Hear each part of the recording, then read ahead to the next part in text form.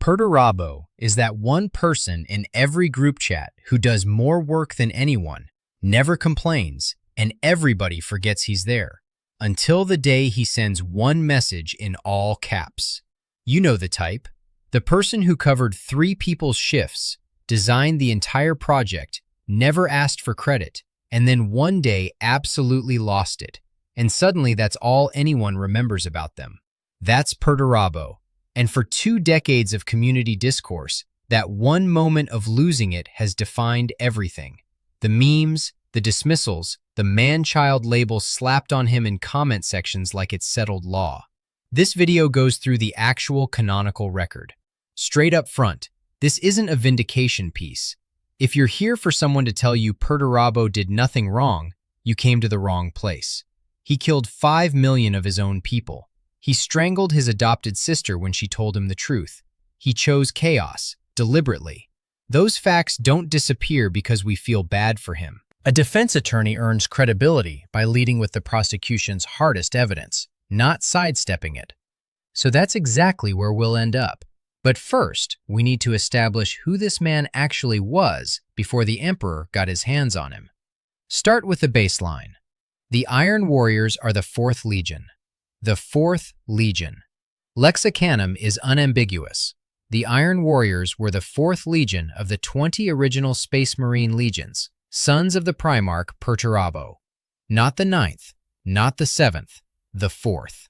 That gets corrected in comments every time someone gets it wrong on air, and they deserve the correction every single time. Perturabo arrived on Olympia after the Chaos Gods scattered all 20 Primarchs as infants across the galaxy. He landed on a world of warring city-states modeled loosely on ancient Greek and Roman political structures. Rival tyrants, competing factions, constant instability, city-state violence as background noise. Dammekos, the Tyrant of Lochos, found him and took him in. Even as a child, Perturabo was already operating well beyond what any human youth could manage. Primarchs don't develop on human timelines. They hit physical and martial benchmarks years or decades ahead of schedule, and the lore indicates he was already defeating adult warriors while still a boy on Olympia. So when the community defense runs with, he was literally a child, they're identifying something real. But they're also describing a child who was physically and martially extraordinary by any available measure. The Primarch development reality complicates the argument without destroying it. Hold that carefully, because it matters when we get to the incident the meme is actually built on. What the lore records about his early years isn't military psychology. It's a portrait of someone consumed by creation, mathematics, engineering, architecture, not as a path to military application, as an obsession in its own right. In Hammer of Olympia, Perturabo is depicted as a figure who thought in structural problems and elegant geometry, who worked through solutions that nobody had commissioned and nobody needed yet, designing not from utility, but from pure fascination with how things could be made to last. Not how things could be broken, how they could be built. There was a genuine architect there, something authentic and entirely self-directed, before anyone arrived to tell him what he was actually for. The Emperor arrived. Perturabo joined the Great Crusade as Primarch of the 4th Legion. And from that point forward, the pattern established itself quickly. Every wall that needed breaking, every fortification that couldn't be cracked by other means, every campaign so grinding and so attrition-heavy that no other legion wanted the assignment. The Iron Warriors were, as multiple sources consistently describe them, the Emperor's finest siege troops. Perturabo himself was described as Rogel Dorn's equal in the arts of fortification and strategy.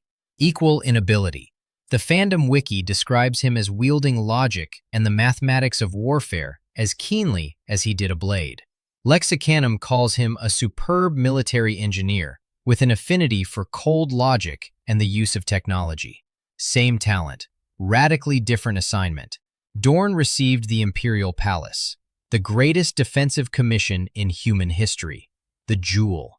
His legion would guard the throne of Terra itself, and his genius would be poured into something that would stand as long as humanity endured.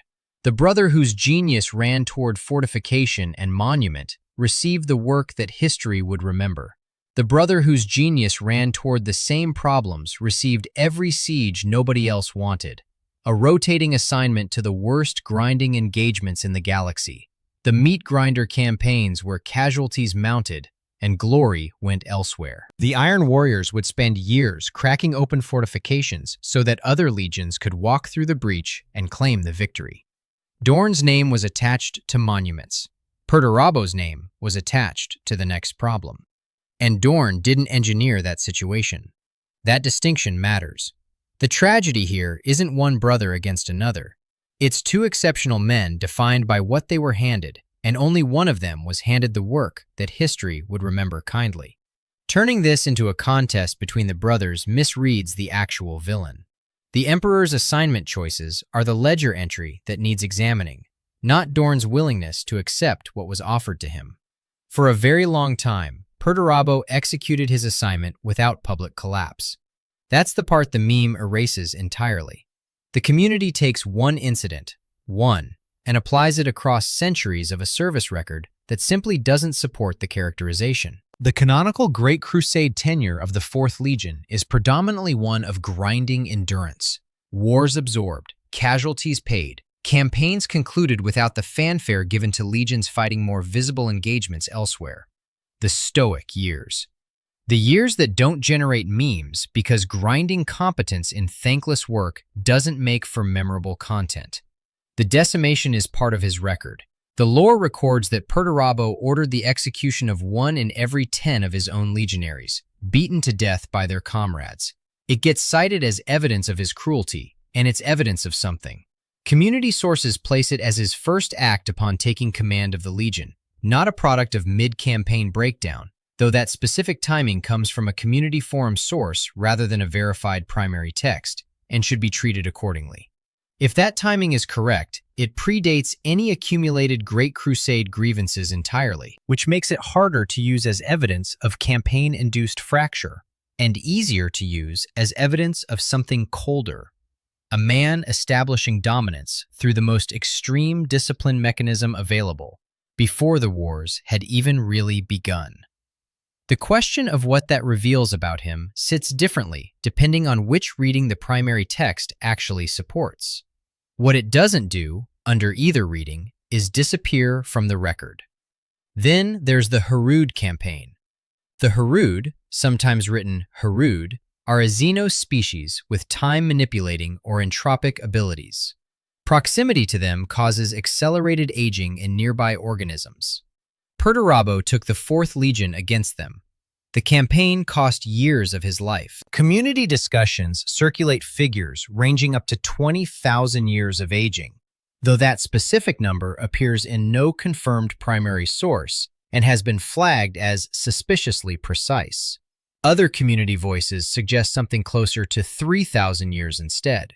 Neither figure has been verified from the primary text with certainty, and stating either as settled fact invites the correction it deserves.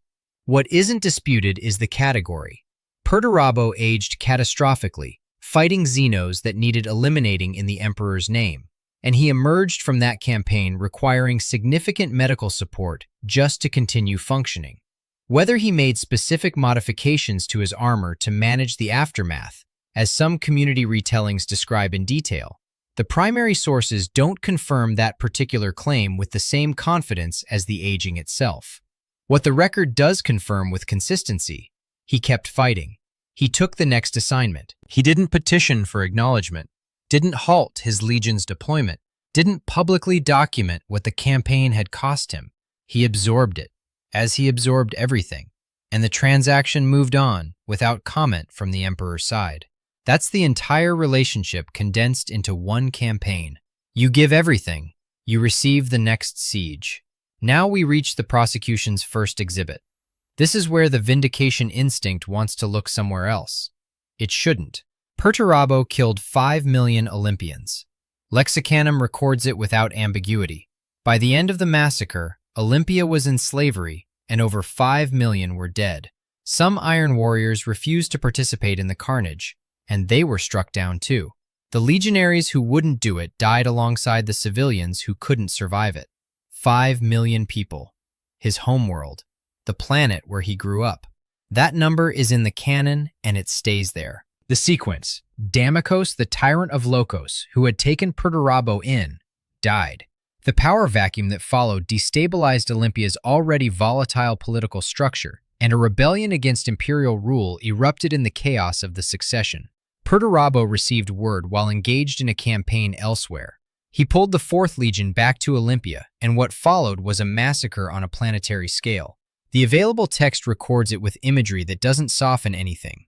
Black columns rising from pyres where the bodies of millions were turning from flesh into ash. That is what it looked like. That is what he did. The available lore describes Dammekos as having died before the rebellion broke out. The uprising emerged from the power vacuum after his death, not from any deliberate instigation during his life. The rebellion was real. The cause was political instability following a death. Perturabo's response to it was disproportionate beyond any measure that could be called governance. What seems to arrive in the canonical account isn't strategic recalibration. It's something that lands only after the pyres are already burning. A man comprehending the scale of what he'd done in the moment when comprehension can no longer change any of it. That doesn't redeem 5 million deaths. It doesn't function as an excuse, but it describes a different psychological profile than the cold monster the manchild meme requires. A manchild doesn't feel the weight of what he's done. He insists it was justified and moves on. What the lore records is something that reads more like a man who shattered something irreplaceable and had to stand in the ash long enough to understand that it wasn't coming back.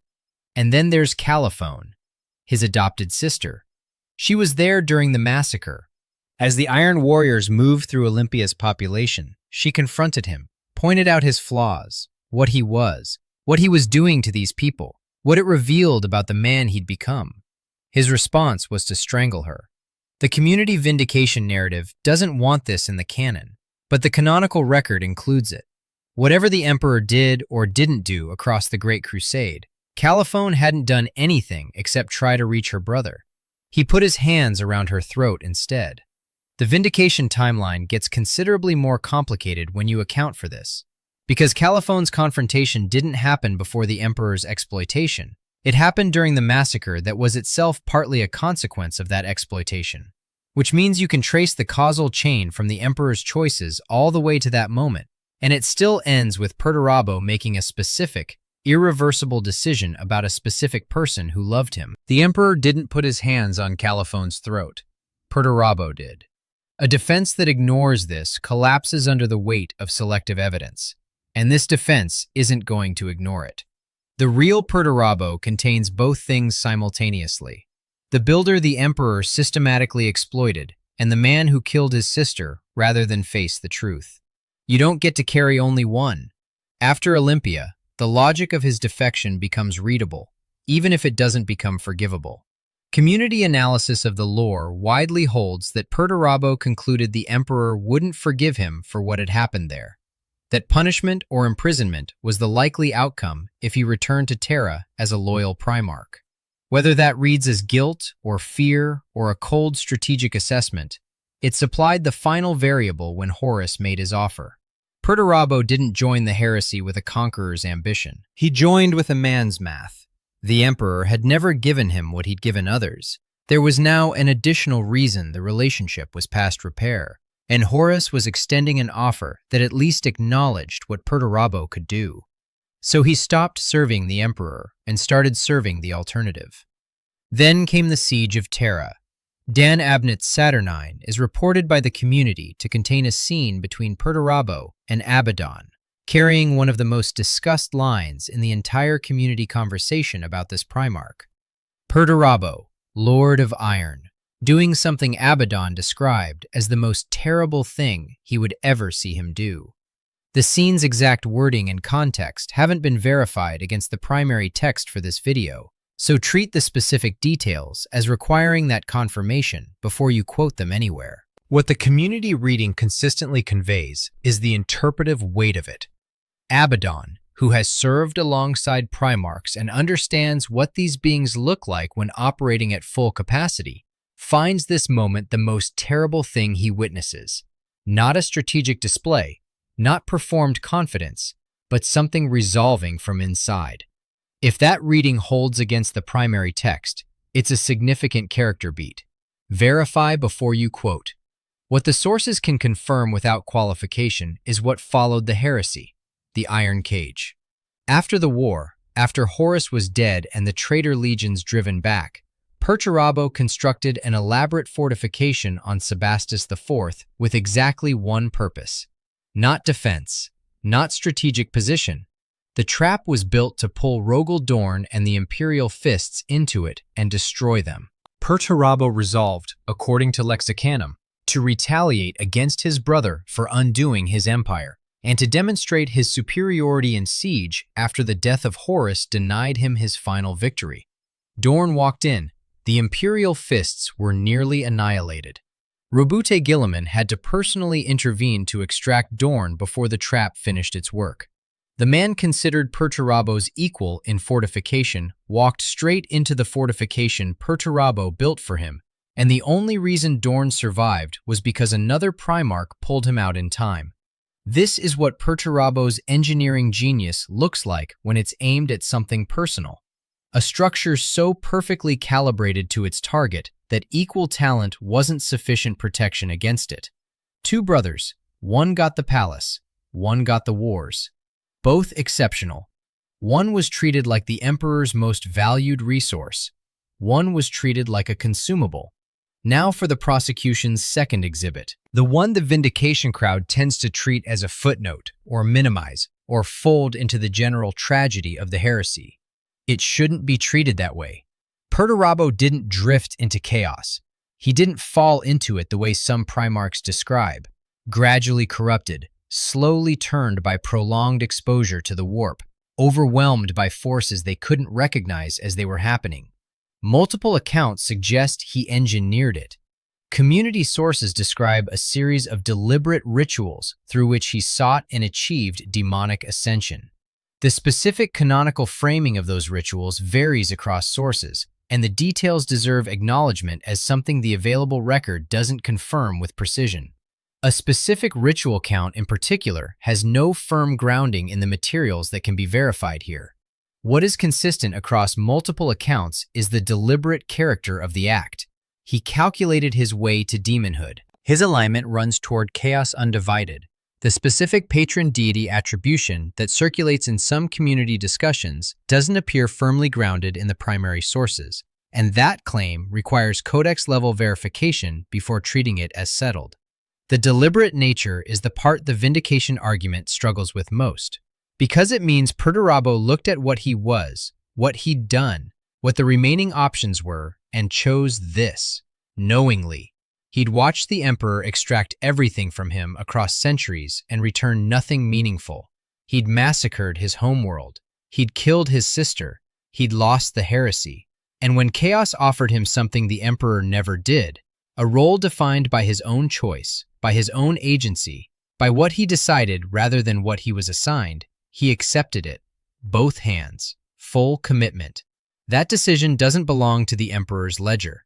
That one belongs entirely to Perturabo. And yet, the causal chain still runs backward to the Emperor's choices, not as an excuse, but as a structural fact about how a person arrives at a set of available options. 20 Primarchs scattered across the galaxy. 20 retrieved with purposes already attached. Perturabo's purpose was siege. His genius was real and documented. Lexicanum calls him a superb military engineer. Multiple sources describe him as the equal of Rogel Dorn in fortification and strategy. The fandom wiki records him wielding logic and mathematics of warfare as keenly as he did a blade. But the application of that genius was never his to choose. The man who had spent his Olympian youth consumed by the architecture of how things could be made to last, thinking through structural problems from pure mathematical fascination rather than military utility, was handed a battering ram and told that was what he was. Told that's what he was for. For the entirety of the Great Crusade, the Fourth Legion absorbed campaigns other legions avoided. paid casualty rates that grinding siege warfare reliably produces, and the acknowledgement that flowed freely to Dorne for the Palace Commission never flowed to Perturabo for any of it. Not one campaign, not one formal recognition. The next siege was its own acknowledgement that he'd completed the last one. That's not a metaphor for systemic neglect. That's a description of what the canonical record actually shows. The community looks at Perturabo and sees a man who sulked, who envied, who collapsed over perceived slights. They're looking at the surface and calling it the whole story. The manchild meme was built on one incident from his youth, complicated by Primarch development, yes, but real, and then applied backward and forward across centuries of a service record that doesn't support the characterization. The stoic campaigns, the grinding wars, the Harud aging, the decades absorbing assignments nobody else wanted. That's the majority of his canonical tenure. The meme skips most of it because the meme was never about the canon. It was about the one moment that fit a template. But the community also identifies something that doesn't disappear under scrutiny.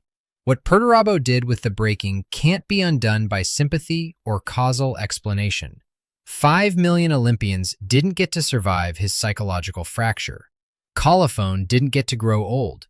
Deliberate demonic ascension isn't a passive response to difficult circumstances. It's a conclusion someone reasons toward and then executes with intention. The tragedy of Perturabo isn't that he was pure and wronged. It's that he was genuinely exploited and genuinely culpable at the same time. And holding both of those simultaneously is uncomfortable enough that most people drop one and run with the other. The manchild meme drops the exploitation. The pure vindication narrative drops the culpability. The actual lore refuses to let you choose. Perturabo was a builder. The architecture was always in him. The obsession with how things were made, the mathematics of structure, the elegance of a problem solved precisely. The emperor took that builder and turned him into a siege weapon, assigned him every thankless war the Great Crusade produced, aged him across Zeno's campaigns without acknowledgement, handed him the next fortification to crack open, while other brothers were given monuments and recognition, and work that mattered beyond the immediate objective. That's the emperor's ledger. Those are choices the emperor made. And then Colophon died with her brother's hands around her throat. 5 million people burned on Olympia. Perturabo knelt to chaos and meant every word of it. The emperor turned a builder into a weapon. Chaos pointed the weapon somewhere new, but Perturabo still held the trigger. Subscribe for more stories like this one.